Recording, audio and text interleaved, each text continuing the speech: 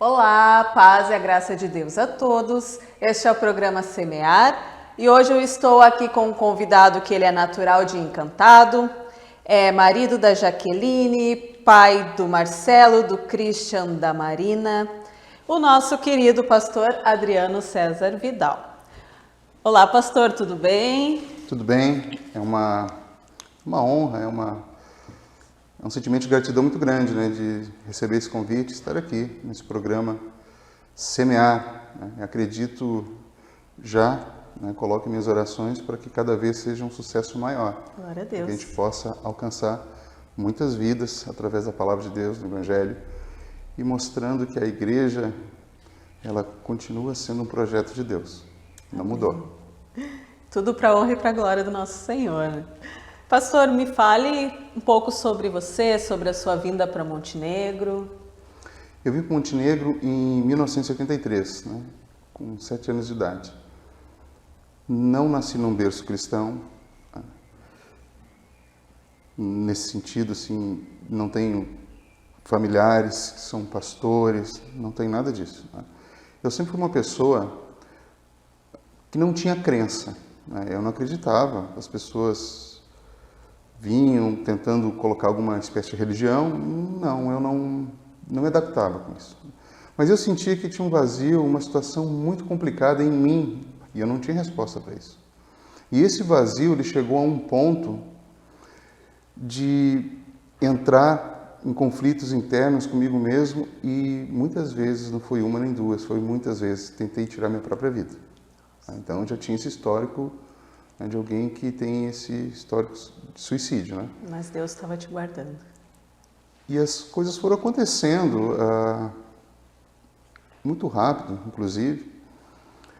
E aos 32 anos, né, depois de passar um bom período aí da minha vida, da minha existência, né, sem entender o que era aquele vazio, comecei a ir na igreja, né? Um convite, algumas situações aconteceram, eu acabei indo na igreja. Chegando na igreja, claro, fui, mas aquela situação desconfiado, né? Sim. Aí na hora do louvor, da adoração, o pessoal, né, louvando a Deus, eu com o olho aberto e fechado.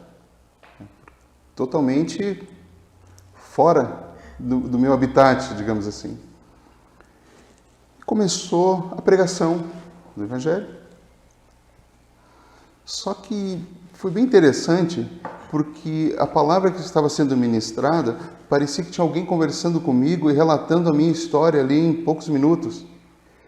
E eu tive a ousadia de olhar na volta e ver se alguém poderia ser suspeito de ter falado para o pastor da minha vida. Sim. Eu não entendia nada, né? Mas foi uma experiência divina ali, sobrenatural. E daquele momento em diante, eu me converti no primeiro culto. Comecei a despertar uma sede por aprender mais de Deus, viver mais de Deus. Aí nós tínhamos o culto de ensino bíblico, estava lá. Na quarta-feira, culto público, estava lá. Na sexta, culto, estava lá. No domingo de manhã, a escola bíblica estava lá. No domingo de noite também. Então, as coisas comigo aconteceram muito rápido. Né? Ao longo de 12 anos de congregar, né? Aconteceu muito rápido. Logo veio a ordenação para obreiro, depois ministro e depois pastor. Né? E a gente está aí, pela misericórdia de Deus, pela graça de Deus. Deus já te tocou, já no primeiro culto, já mostrou que tu tinha o chamado e 12 anos se passaram 12 até você receber o chamado. Muitas pessoas entram na igreja hoje e aí amanhã já ficam, porque eu quero participar, eu quero ser alguém dentro, mas não tem a preparação para isso, né? A gente tem que primeiro se preparar e saber que o tempo de Deus não é o mesmo tempo nosso, não é o nosso tempo. E 12 anos, você falou, foi rápido? Foi rápido. Deus estava trabalhando aos pouquinhos durante esses anos. São os degraus, né? Sim. A gente não pode passar desapercebido por um degrau, tem que passar por todos eles. Né? São estágios. E interessante que eu nunca tive essa pretensão, né, de um cargo eclesiástico na igreja. Só que as coisas aconteceram. Foram acontecendo e de uma forma muito rápida, né? Foi muito rápido o que foi acontecendo comigo, né? E a minha família também. E o pastor presidente, o pastor Max começou a ver essa desenvoltura, né? Ou seja, o Espírito Santo foi trabalhando nele para ele ver essa desenvoltura e aí foi me delegando algumas funções, eu fui administrando e a gente está aí, até o dia de hoje, lidando. Glória a Deus. Recebeu o chamado e aceitou o chamado, né? Isso é o Exatamente. importante. Deixar Deus agir, deixar Deus fazer a obra em nós, né? Nós somos só instrumentos na mão dele. Até então, talvez alguém que esteja assistindo esse programa aí se identifique. Eu não tinha direção. Para mim, tudo era algo fictício na minha mente, nada era real, né? O que falava, até eu ter minha experiência pessoal. Isso é interessante, esse fato da experiência pessoal. Enquanto isso não acontecer na nossa vida, eu com ousadia vou dizer, ainda não houve nada. Tem que ter aquele momento pessoal, aquele encontro pessoal, aquela situação que a gente entende que é Deus tratando da gente. Foi o que aconteceu naquele culto, que eu jamais vou esquecer, no primeiro culto. Alguém que veio, digamos que hoje as pessoas iam colocar, não, então tu era ateu. Não posso dizer isso, porque o ateísmo tem tempo de validade, né? É só alguém dar notícia, o avião está caindo, ai meu Deus, acabou o ateísmo, né? Verdade. Então, mas eu não acreditava, eu acreditava no acaso, se aconteceu porque aconteceu e ponto. Né? Mas Deus foi tratando disso, foi trabalhando, a gente teve bastante situação complicada, muitos ajustes que realmente doeram no começo, né? Mas o Senhor foi dando graça, foi nos dando capacidade de suportar e seguir em frente, para a glória do nome dele. Amém. Isso aí. Aceitar e ter a intimidade com Deus, né? Isso é muito importante. Nós só teremos a graça, a glória, se a gente tiver intimidade com o Pai. Sem a oração, sem o joelho dobrado, sem conversar, sem pedir para Ele. Conversar como se fosse um amigo, né? É o nosso melhor amigo. Sem dúvida. Então a gente tem que ter essa intimidade com Ele. Ele sempre vai nos ouvir, né? Sempre. E nem sempre a nossa vontade é a vontade dele. Nós temos que saber e aceitar, mas tudo é para o bem, tudo é para a glória. É o princípio de submissão, né? Sim. E o próprio Deus estabeleceu isso aí, ser submisso. Entender que a vontade dele, ela sobressai. Né? Sim. Sempre. Sempre. Então, você começou o chamado dentro da igreja, ali no seu primeiro culto, você sentiu que era ali o seu lugar e que Deus estava agindo. Fui contrariado para a igreja. Houve até um desentendimento meu da minha esposa e ela disse que ia ir e eu disse que ia ir também. Daí ela disse que não vou. Daí eu disse não, eu também não vou. Ela disse que ia ir e aí retomei, eu também vou. E a gente foi naquela discussão e estava dentro da igreja. Acabamos dentro da igreja. E há um propósito, eu creio nos propósitos que o Senhor tem para nossas vidas, né? Havia um propósito, com certeza. E o que eu tenho que fazer é procurar me render a esse propósito que o Senhor tem para com nossas vidas, né? E também com todos aqueles que nos assistem hoje, né? Lembro que é muito triste uma vida vazia, sem Deus, né? Aquele vazio que eu tinha, aquela situação que eu não tinha nem como explicar, né? Aquele desprazer na minha própria vida. Poxa, com 32 anos, uma pessoa ter desprazer da própria vida, eu tinha. Eu não era contente em viver, eu não via sentido na vida. Né? Mas Deus, Ele trouxe essa direção que eu precisava ter. E você comentou a questão de tentar o suicídio, né? Isso a gente está vendo que está cada vez mais forte, cada vez mais... E talvez esse vazio seja o que causa isso, né? O vazio de ter o amor próprio e principalmente o amor em Deus.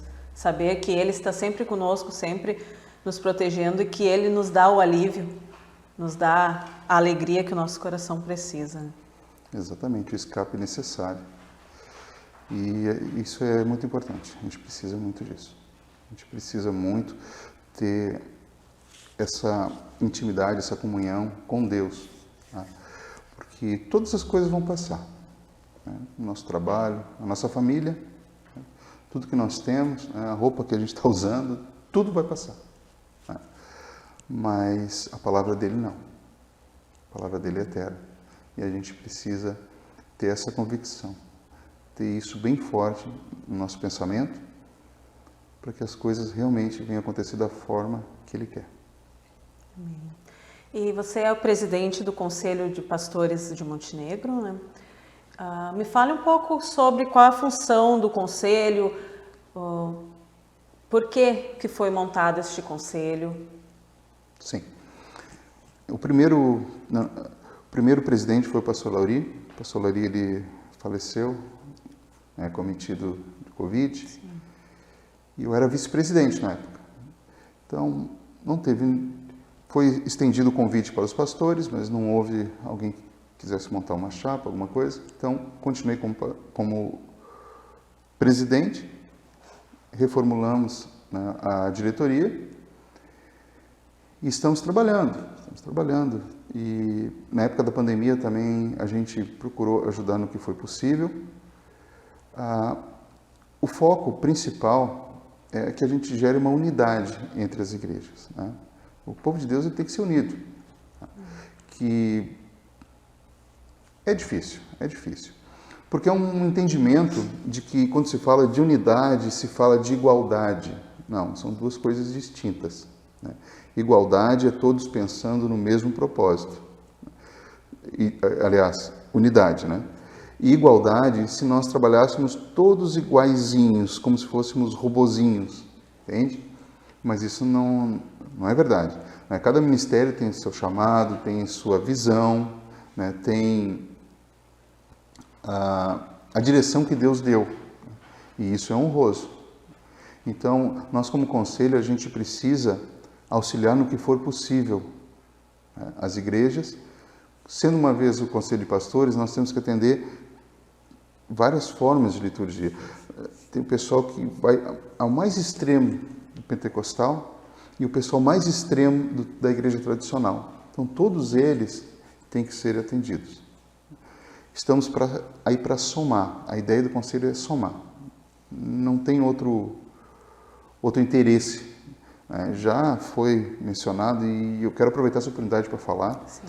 Que não, isso é um cunho político, é uma oportunidade política. Não, a gente sabe que a política se faz necessária. Tá? Mas o Conselho não está por interesse político nenhum. Nossa visão é algo maior. Nós estamos falando de reino de Deus. Né? Bacana os pastores poderem se visitar, poderem se conversar. Tem muito pastor que tem tirado suas vidas porque se sente sozinho. Sim. E às vezes externar isso para a igreja é um tiro no pé, porque muitas vezes a membresia não entende e acaba julgando a liderança. Mas um pastor, ele precisa conversar com alguém. Nós somos feitos dessa matéria, todos nós. Nós precisamos, nós temos emoções, nós temos muita coisa acontecendo com a gente. Então a gente precisa dessa unidade para nos fortalecer uma vez como corpo de Cristo. Isso é essencial. Então, esse é o trabalho fundamental. Claro, tem outras situações que a gente também quer trabalhar, mas é tudo muito difícil, isso demora tempo. A gente está começando. Né? E que o Senhor nos dê graça para isso, né? Para que a gente possa fazer um excelente trabalho. Vai ser sim. É o apoio, né? É um grupo que se juntou para dar apoio aos demais. O pastor, além de ter que pastorear, ele também precisa de oração, ele também precisa do apoio de demais pastores e principalmente da sua própria igreja, né? Então, a igreja também tem que orar pelos seus pastores e isso é muito bom, vocês estarem unidos, tentando se unir. O propósito é o mesmo, né? Todos nós temos o mesmo propósito. Então, nada melhor do que juntar forças, estarem unidos para atingir esse propósito e que mais pessoas possam estar nesse mesmo propósito, né, pastor? Exatamente. Aqui nós encerramos o nosso primeiro bloco. O programa Semear já volta com a participação do nosso querido pastor Adriano.